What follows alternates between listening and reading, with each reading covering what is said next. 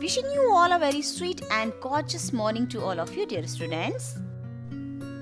हमारा इतिहास और नागरिक जीवन, जिसमें आज मैं लेकर आई हूँ पाठ 10 अकबर का युग 1556 ईस्वी से 1605 ईस्वी तक। इसका अध्ययन कार्य हम आज के वीडियो में करेंगे, लेकिन उससे पूर्व हम एक नजर डाल लेते हैं आज के विचार पर। ये रहा आपकी स्क्रीन पर।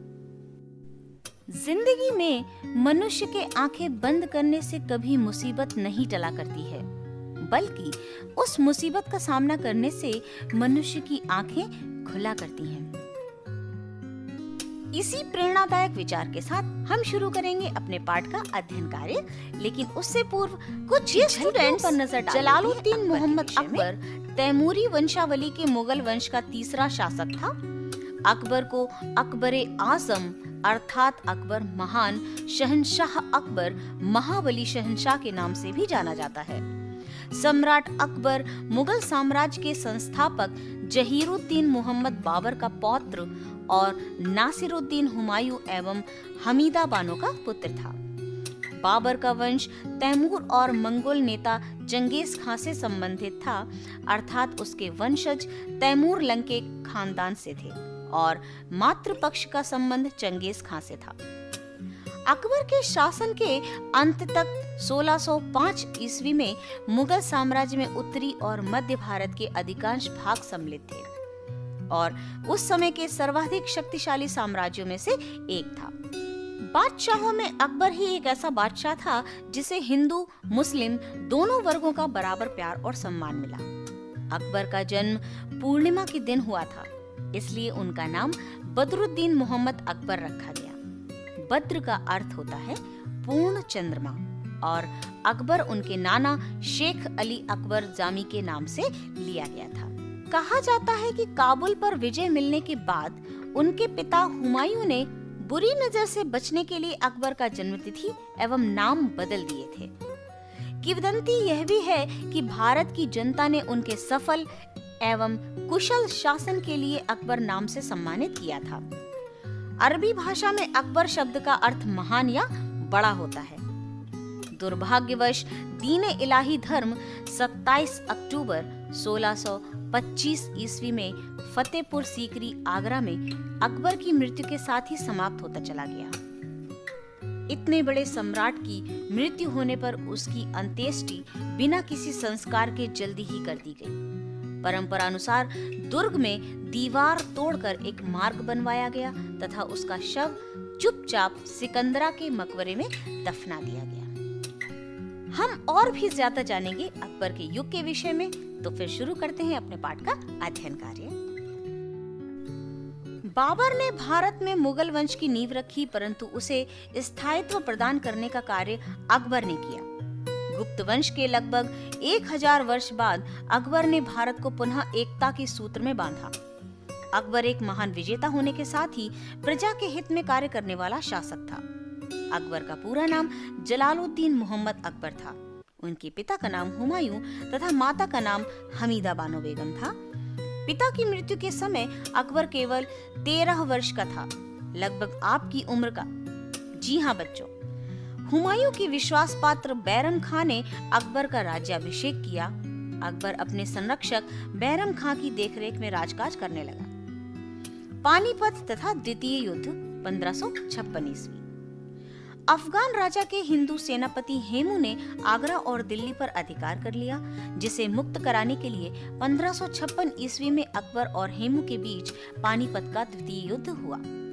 हेमू की सेना पराजित हुई और पंजाब, आगरा तथा दिल्ली अकबर के अधिकार में हो गए। साम्राज्य विस्तार कैसे हुआ, आइए जानते हैं। अकबर अपने साम्राज्य का विस्तार करना चाहता था। इसके लिए उसने सीधे संघर्ष करने, वैवाहिक संबंध स्थापित करने, अधीनता स्वीकार करने वालों को शासन में पद देने तथा मित्रता करने की नीति अपनाई।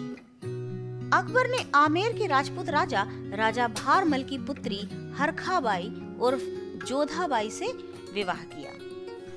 अकबर का यह विवाह हिंदुओं और मुसलमानों के बीच सद्भावना को बढ़ाने की एक कोशिश थी। इससे उसकी धार्मिक सहिष्णुता का भी पता चलता है।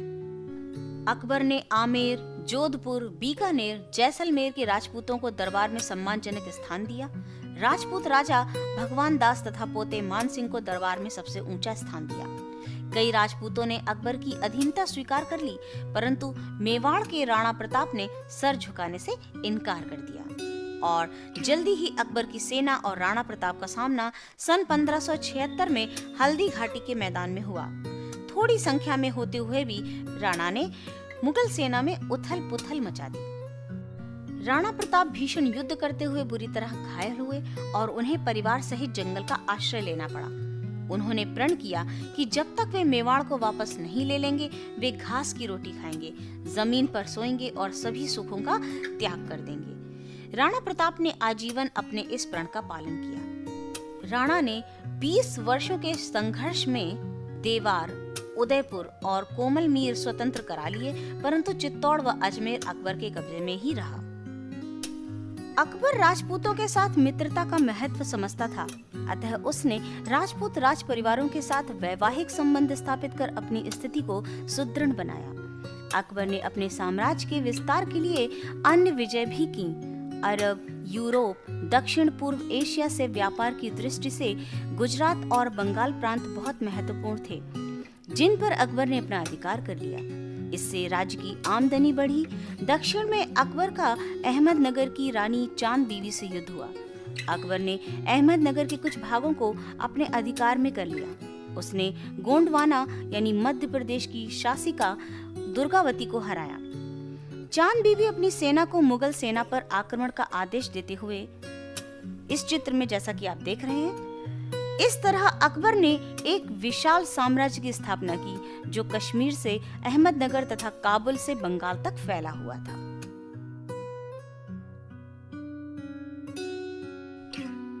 आइए अकबर की शासन व्यवस्था के विषय में जानते हैं। अकबर ने साम्राज्य के प्रशासन को सुचारू रूप से चलाने के लिए साम्राज्य को कई स्तरों में बांट रखा था। प्रशासन के कार्यों की देखरेख के लिए केंद्र से लेकर गांव तक जिम्मेदार अधिकारियों की नियुक्ति की थी। अकबर कालीन प्रशासनिक ढांचा कुछ इस प्रकार था। साम्राज्य के अंग क्या थे? केंद्र, प्रांतीय, परगना और गांव। पद कौन कौन से थे? केंद्र में था बादशाह, वजीर और दीवान। प्रांतीय में था सूबेदार, प्रांतीय दीवान, कोतवाल। परगना में था शिकदार, आमिल, कानूनगो, फौजदार। और गांव में मुकद्दम यानी प्रधान, पटवारी और चौकीदार। इनके कार्य क्या क्या थे? केंद्र में बादशाह, वजीर और दीवान के कार्य थे कि वे सर्वे सर्वा थे, वित्तीय नियंत्रण करते थे। प्रांतीय अंग में कानून, फौजदारी, राजस्व वसूली, आय व्यय विवरण, नगर का प्रशासन। परगना कानून एवं व्यवस्था, राजस्व वसूली, उपज एवं राजस्व का विवरण और कोष की व्यवस्था। और गांव का कार्य था कानून एवं व्यवस्था, राजस्व का विवरण तथा सुरक्षा का दायित्व। अकबर कालीन मनसबदारी व्यवस्था भी जानते हैं। अकबर बिना सुदृढ़ सेना के न तो साम्राज्य का विस्तार कर सकता था और न ही उस पर अपना अधिकार बनाए रख सकता था। इसलिए अकबर को अपने सैनिक अधिकारियों और सिपाहियों को सुगठित करना था। उसने इन दोनों लक्ष्यों की पूर्ति मनसबदारी व्यवस्था से की, जिसमें सेना, सामंत वर्ग और शासकीय अधिकारी व कर्मचारी शामिल थे। पूरे मुगल साम्राज्य में हजारों छोटे बड़े मनसबदार यानी शासकीय अधिकारी व कर्मचारी थे। साधारणतया मनसब का अर्थ पद अथवा प्रतिष्ठा है, अतः मनसबदार शाही सेवा में पदवी धारण करने वाले व्यक्ति होते थे। विभिन्न अंकों की संख्या अधिकारियों के पदों को निश्चित करने के लिए प्रयोग में लाई गई। सबसे छोटा मनसब 10 का तथा सबसे बड़ा 10,000 का होता था। बाद में 12,000 तक की संख्या के मनसब दिए गए। मनसबदार साम्राज्य में बादशाह के कानून और आदेश लागू करते थे। बादशाह के खिलाफ अगर कोई विद्रोह करे तो मनसबदार विद्रोह दबाते थे। मुगल साम्राज्य की रक्षा करना और दूसरे क्षेत्रों में मुगल वंश का राज्य फैलाना भी मनसबदारों का काम था। उन दिनों मुगल अमीरों यानी बड़े मनसबदारों को जितना वेतन मिलता था उतना दुनिया के किसी भी अन्य राज्य के अधिकारियों को नहीं मिलता था। तभी तो मुगल अमीर बड़ी शान शौकत से रहते थे। अकबर द्वारा निश्चित प्रशासनिक ढांचा आने वाले मुगलों के प्रशासनिक ढांचे का आधार बना। आज भी उत्तर प्रदेश में कई पदनाम व प्रशासनिक क्षेत्र इन नामों से जाने जाते हैं। डियर स्टूडेंट्स, आज के लिए इतना ही। कल के वीडियो में मैं लेकर आऊंगी इसी अध्याय का अगला भाग, जिसमें अकबर के युग के विषय में आप विस्तार से पढ़ सकेंगे। तब तक के लिए इस वीडियो को दोबारा देखिए और इस अध्याय का मन लगाकर अध्ययन करिए। अपना ध्यान रखिए, घर में सुरक्षित रहकर इन वीडियोस के माध्यम से अपनी पढ़ाई को जारी रखिए। खूब पढ़िए, खूब बढ़िए। Thank you.